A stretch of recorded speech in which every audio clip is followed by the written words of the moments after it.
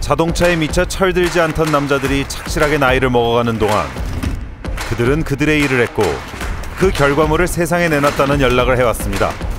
그리고 저를 독일로 불렀죠.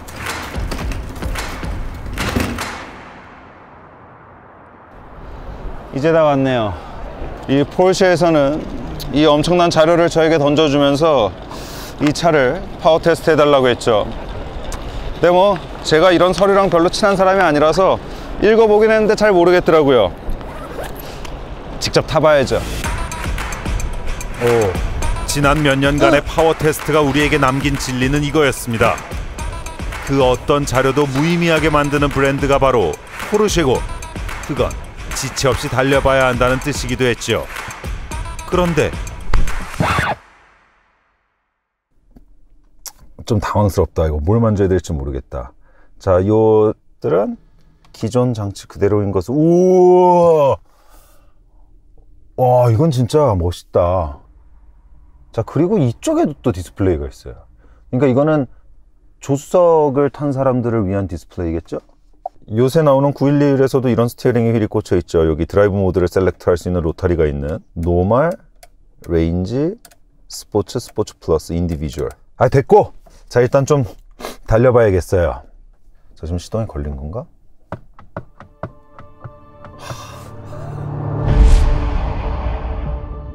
자, 이 차의 정확한 명칭은 타이칸 터보 S예요.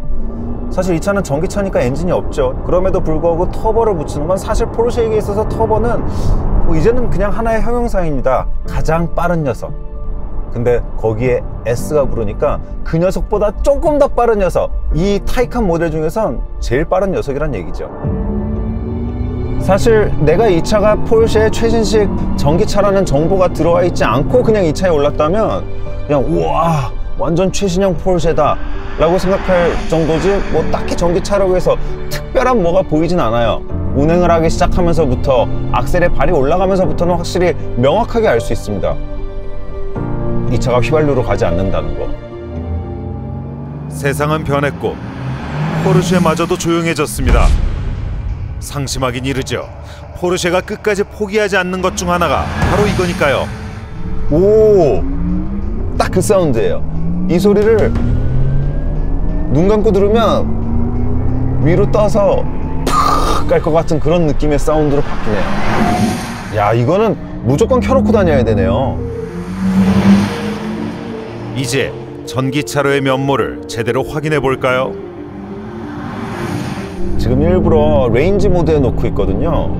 이 레인지 모드는 말 그대로 오로지 최고의 효율만 생각하는 모드예요. 근데 제가 이 레인지 모드에 집중하는 이유가 정말 포르쉐답지 않잖아요.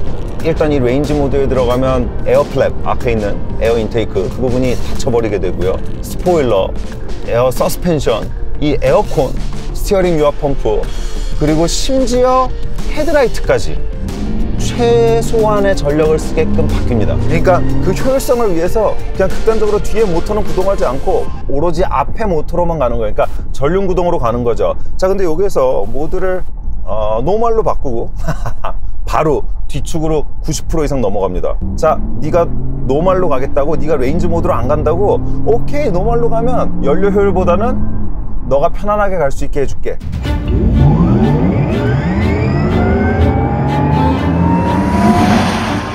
저 지금 180.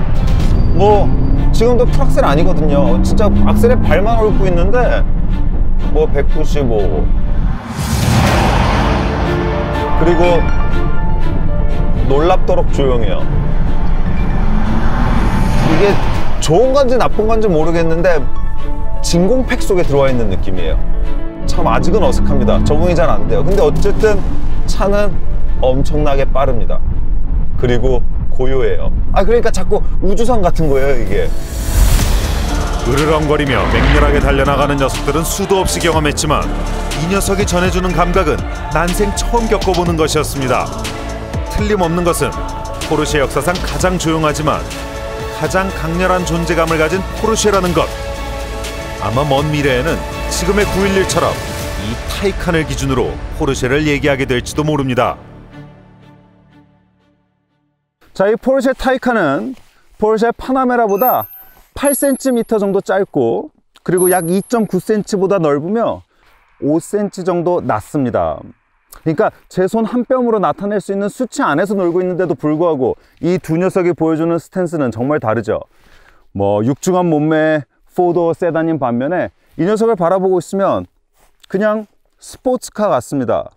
굉장히 날렵하고 가벼워 보이죠. 하지만 실제 무게를 들여다보면 파나메라 터보보다도 이 녀석이 무려 300kg이 무겁습니다. 어마어마한 차이죠.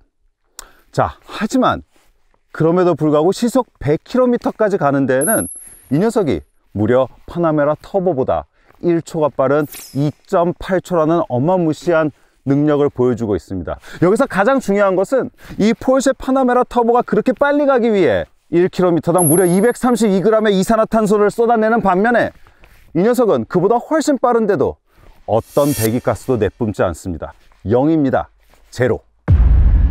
포르쉐 엔지니어들은 언제나 0.001초의 숫자 노름에 목숨을 걸어왔습니다. 그리고 이번에도 그들은 아마 하던 일을 그대로 했을 것이고 그 결과를 우리가 확인해 볼 차례가 됐죠. 자, 이 녀석의 힘을 한번 확인해 보죠. 확인. 그리고 시속 100km까지 2.8초입니다. 한번 느껴보죠. 자, 런치 스타트. 자, 가보죠. 자, 액티베이트 했어요. 자, 갑니다. 우와! 우와!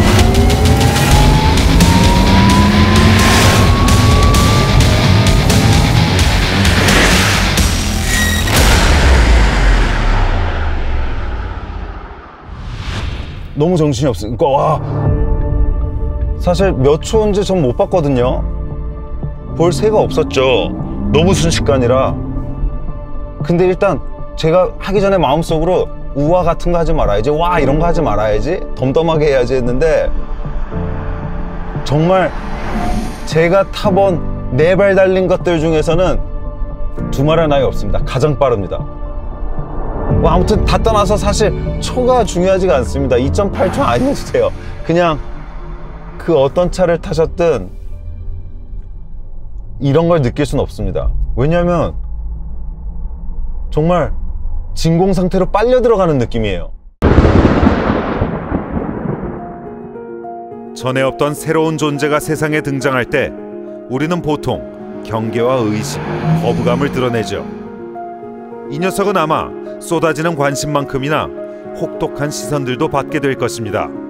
그러니까 기본적으로 이 연료를 적게 쓰고 친환경을 생각한다는 거는 이런 스포츠카 브랜드와는 좀 굉장히 거리가 멀다라고 생각하니까 뭔가 포르쉐가 왜?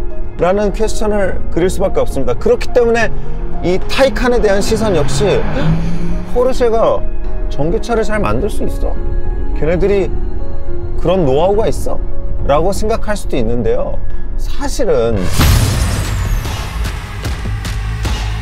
2010년 포르쉐는 911 GT3R 하이브리드라는 레이스카를 만들었고 2개의 전기 모터를 올린 이 차는 뉘르부르크링에서 펼쳐진 24시간 VLM 레이스에 출전했죠.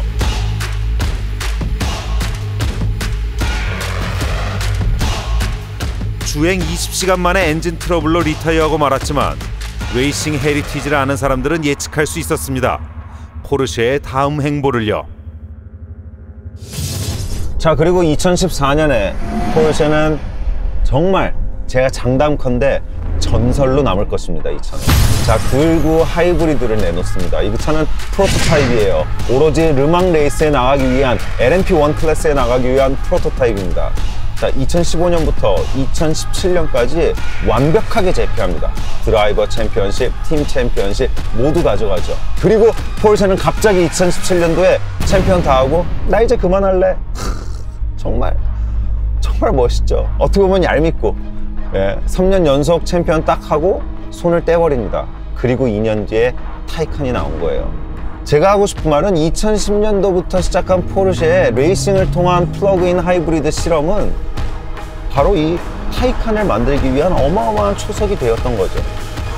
이 지점이 테슬라랑 정확히 대치되는 지점이에요. 원래 포르쉐는 레이싱을 통해서 차를 만들어 왔듯이 이 전기차도 포르쉐는 레이싱을 통해서 기술력을 쌓은 거예요. 이런 녀석과 실리콘밸리에서 막 만들어내는 그런 전기차와는 저는 개인적으로 안전성이나 그 내구성이나 이런 데에서 확연하게 차이가 날 수밖에 없다고 저는 생각을 합니다. 그 지점에서 포르쉐가 훨씬 똑같이 전기차를 만들어도 신뢰성이 갈 수밖에 없는 거죠.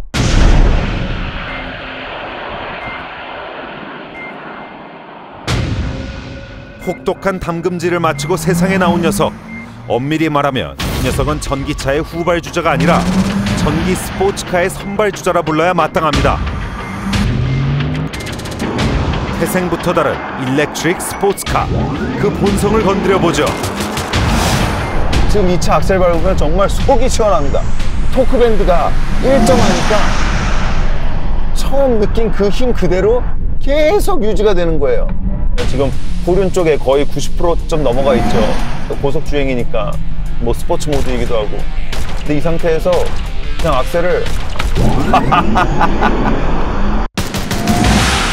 자, 이 녀석 같은 경우에는 이 구동을 해주는 모터가 두 개입니다. 앞에 하나, 뒤에 하나. 자, 그리고 뒤에 있는 모터는 전기차는 보통 그러니까 변속기가 없거든요. 변속기를 채택하고 있어요. 그래서 보통 때는 계기파 1단에 들어갈 일이 없고, 자, 스포츠 모드나 스포츠 플러스 모드에서 아주 극단적인 짜릿함을 느끼고 싶을 적에 그때 1단이 개입하게 됩니다. 저는 이 1단을 1단이라고 부르고 싶지 않고 그냥 포르쉐 기어라고 부르고 싶어요. 포르쉐니까 달 수 있는 기어인 거죠. 본격적으로 놀아보기 전에 해야 할 일이 생각났습니다. 이 급속 충전을 한번 해볼래요. 자, 말 그대로 플러그인 하면 됩니다. 멋있어요, 이것도. 짠.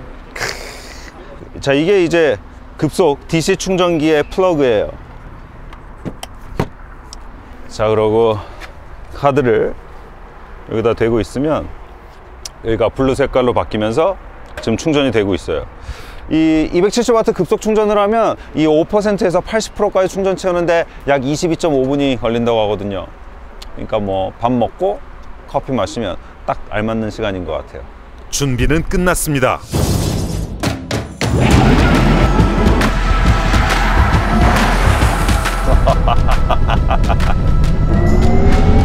이제 좀 적응이 되네요.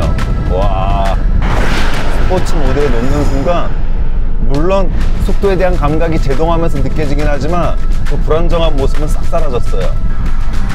그러니까 에어 서스펜션이 모드에 따라서 정말 다른 캐릭터를 쫙 보여주네요.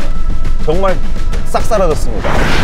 250km거든요. 이 차는 250km가 최고 속도입니다 라고 제원표에 나와 있었는데 더 나가네요. 포르쉐답네요. 260도 넘네요 지금. 그래서 기분이 좋아지고 있어요. 스포츠 모드에 놓으니까 좀 나랑 맞네 좀. 노멀 모드는 약간 소화가 안 되는 포르쉐고요. 스포츠 모드에 가야지 소화제 먹고 속이 뻥 뚫리는 그런 느낌이 들어요.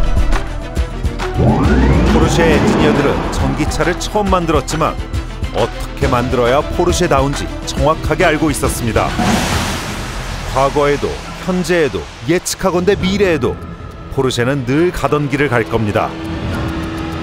내가 이거 하나 말할 수 있을 것 같아요. 누군가 지금 타이칸을 사려고 고민하고 있다면 이 일렉트릭 스포츠 사운드는 반드시 선택해야 될 옵션이에요.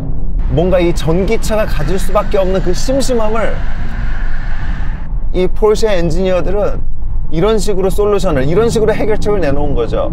자, 이건 어때? 하고 던졌는데 완전 마음에 드네요. 박수 쳐주고 싶어요.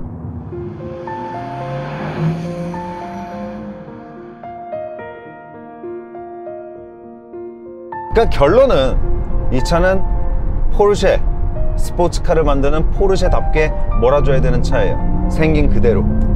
자, 소리 들어야죠. 우주선으로 변신해야죠. 스포츠 플러스. 아무것도 만질 필요 없어요. 다이얼만 2번 돌리면 돼요. 자. 포르쉐 타이칸 터보 S. 갓 세상에 등장한 이 녀석이 담고 있는 메시지는 너무나 분명했고 그 사실이 저를 행복하게 했습니다. 저는 오히려 이 차를 타면서 이 포르쉐를 만드는 엔지니어들의 갈증 같은 거, 목마름 같은 게 느껴졌어요. 정말 아무런 규제 없는 곳에서 우리가 만들고 싶은 거 신나게 만들고 싶어하는 그런 갈증을 이 타이칸을 만들면서 모두 해소시킨 것 같은 그런 느낌이에요. 그래서 저는 그런 게 느껴져서 이 타이칸이 참 마음에 듭니다. 저는 그냥 단지 이 타이칸을 몰면서 포르쉐는 우리의 미래가 어떻게 되든지 간에 그 포르쉐의 가치를 절대 버리지 않겠구나. 어떤 세상이 와도 포르쉐는 늘 지금의 포르쉐 같겠구나 라는 확신이 들었습니다.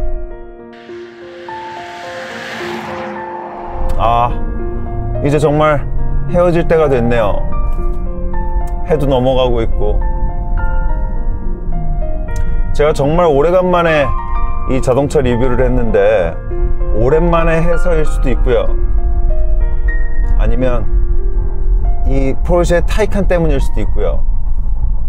저 지는 애가 진짜 아쉽네요.